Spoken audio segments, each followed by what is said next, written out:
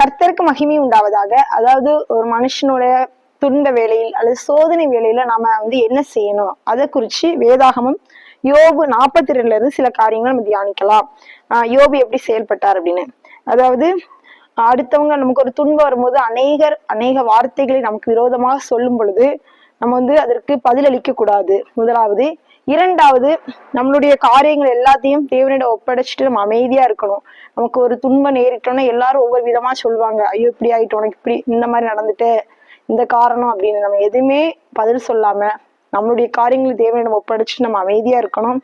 நம்மளும் முறுமுறுக்காம, ஐயோ எனக்கு ஏன் இப்படி நடந்தது, ஏன் எதனால இதை சம்பவிச்சது நம்ம கலங்காம கர்த்தரிடத்துல நம்பிக்கையா இருக்கணும். தேவனிடத்தில் அன்பு கூறுகிறவர்களுக்கு சகலமும் நன்மைக்கு எதுவாக நடக்கிறது. ஒருவேளை இப்போ இந்த சூழ்நிலையில அது நமக்கு ரொம்ப கடினமாகவும் கஷ்டமாகவும் அதை தாங்க முடியாத ஒரு சூழ்நிலை நம்ம இருக்கலாம். ஐயோ இது எப்படி நான் கடந்து போவேன் அப்படின்னு இந்த வேதனையில இருக்கலாம். ஆனாலும் கர்த்தர் இதை கடந்து போக பண்ணுவார். ஆனாலும் இதற்கு பின்பாக ஒரு பெரிய நன்மையை கர்த்தர் நமக்கு வைத்திருப்பார். அது முடிவிலே விளங்கும். கர்த்தர் உங்களை ஆசீர்வதிப்பாராக. ஆமேன்.